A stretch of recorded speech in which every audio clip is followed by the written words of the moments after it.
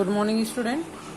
कोशिका जीवन की इकाई के बारे में हम पढ़ रहे हैं, cell the unit of life, जिसमें हमने कोशिका झिल्ली के बारे में पिछले लेक्चर में पढ़ा। आज हम स्टार्ट करते हैं कोशिका भित्ति, सेल वॉल क्या होता है।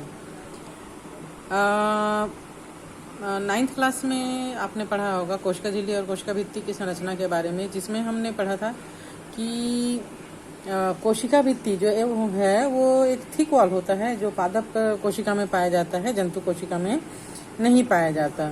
ये कवक और पादप की जीव द्रव झिल्ली के बाहर पाया जाने वाला दृढ़ निर्जीव आकार की संरचना है, जिसको कि कोशिका भित्ति कहा जाता है।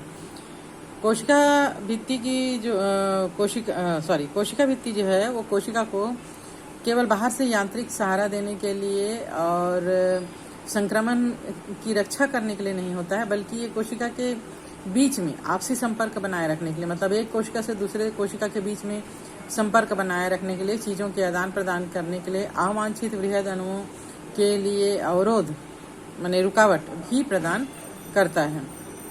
तो इस प्रकार कोशिका भित्ति जो है न केवल पादप कोशिका को एक शेप देता है, एक आकार देता है, बल्कि इसकी बाहर की पदार्थों से रक्षा करता है, बल्कि ये आपस में कोशिका का संबंध बनाए रखने के लिए भी आवश्यक होता है। जब तक कोशिका भित्ति पतली होती है, सेल्यूलोज की बनी होती है, तब तक कोशिकाओं में आपस में आदान प्रदान होता है चीज़ों का, चीज़ें मीन्स जल का या खनिज लवण का इत्यादि का।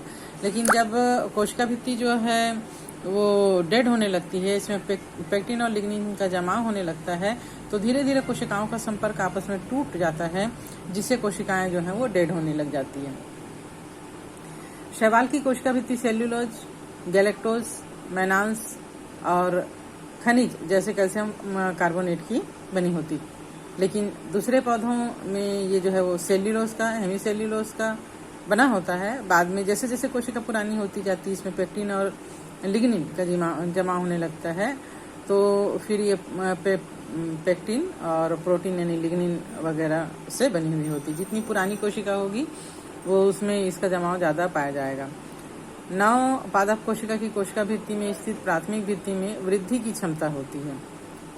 चूंकि नई कोशिका जो है वो आकार में अपने पेरेंट्स के समान आकृति को ग्रहण करती है और इसमें वृद्धि करती है, इसलिए कोशिका भित्ति में भी वृद्धि होती है, जो कोशिका की परिपक्वता के साथ घटती जाती है। और इसके साथ कोशिका के भीतर की तरफ द्वितीय भित्ति का भी निर्माण होने लगता है, दूसरी भित्ति भी बनने लगती है।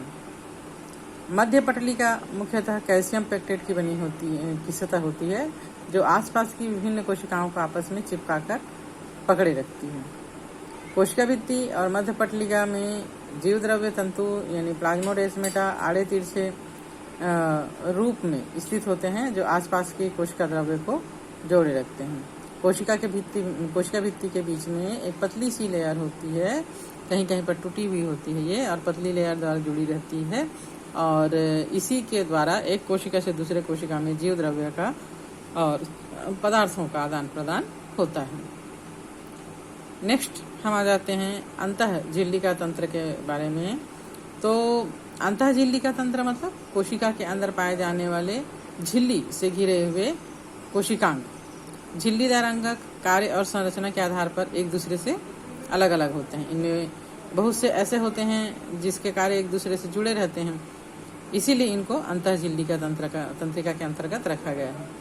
इस तंत्र के अंतर्गत अंतः प्रद्रवी जालिका, एंडोप्लाज्मिक रेटिकुलम, गोल्गी काय या गोल्गी बॉडी, लयन काय यानी लाइसोसोम और रसधानी, ये सब अंग आते हैं।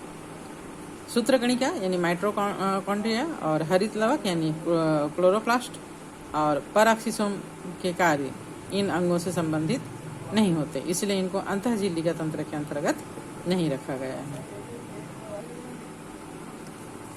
इसमें सबसे पहले आता है अंतः प्रद्रवी जालिका या एंडोप्लाज्मिक रेटिकुलम। जैसे कि यहाँ पर हम देख पा रहे हैं, केंद्र के चारों ओर ये जो है वो होता है।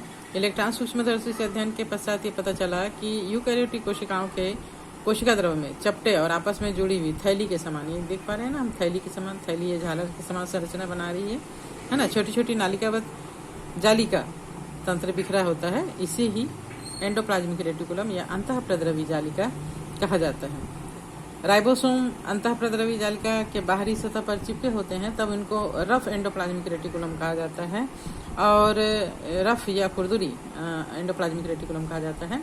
और जब ये राइबोसोम इसके दीवार की सतह से चिपके होते हैं, जैसे यहाँ पर हम देख पा रहे हैं, तो ये प्रोटीन संश्लेषण का काम भी करते हैं।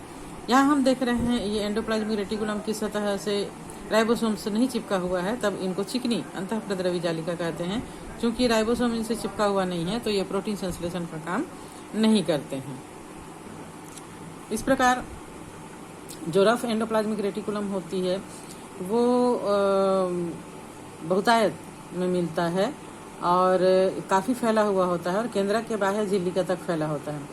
जो चिकनी अंतःप्रद्रवी जालिका होता है उसमें लिपिड संश्लेषण का मुख्य स्थल होता है। लिपिड की भांति स्टेराइल हार्मोन्स चिकने अंतःप्रद्रवी जालिका में पाए जाते हैं। सेकंड है गाल्जी उपकरण। कैमलियो गाल्गी ने इसका खोज किया था। यहाँ पर हम देख रहे हैं ये गाल्जी उपकरण है और कैमलियो गाल्गी ने सबसे पहले इसका खोज किया था। और ये जो है वो एंडोप्लाज्मिक रेटिकुलम का टूटा हुआ ही भाग होता है, जो कोशिका द्रव्य में इस प्रकार ये थैली, ये जो है बीच का थैली और ये चपटी चपटी थैलियाँ है ना, और ये झिल्ली से घिरी हुई संरचना एक साथ लगी हुई होती है। तो इस प्रकार कैमलियो गाल्गी ने 1898 में पहली बार केंद्रक के पास घनी रंजित जालिकावत संरचना तंत्रिका कोशिका में देखा। इसके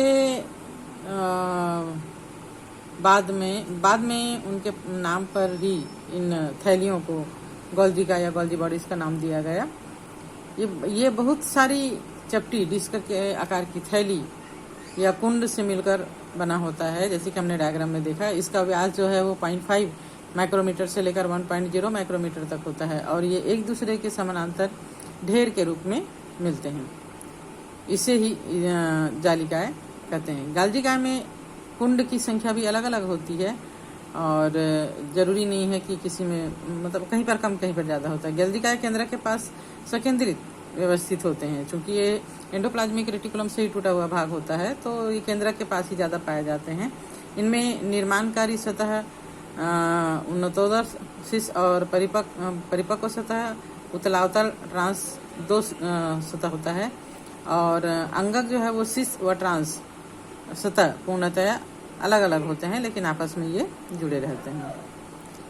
गाल्जिकाएं का मुख्य कार्य जो द्रव्य है ना, कोशिका द्रव्य है, उसको संवेष्टित करके अंतर कोशिकीय लक्ष्य तक पहुंच पर या कोशिका के बाहर ये स्रावन करने का काम करते हैं।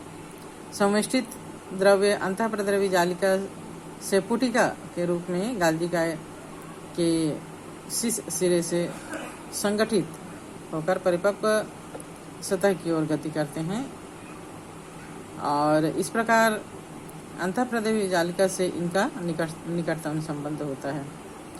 एंडोप्लाज्मिक रेटिकुलम पर उपस्थित राइबोसोम द्वारा प्रोटीन का संश्लेषण होता है, जो गाल्जिका के ट्रांस सिरे से निकलने के पूर्व उसमें इसके कुछ कुंड में रूपांतरित हो जाते हैं, चले जाते हैं और ये जो है वो प्रोटीन और ग्लाइकोलिपिड के निर्माण का प्रमुख स्थल माना जाता है गोल्जी बॉडी को।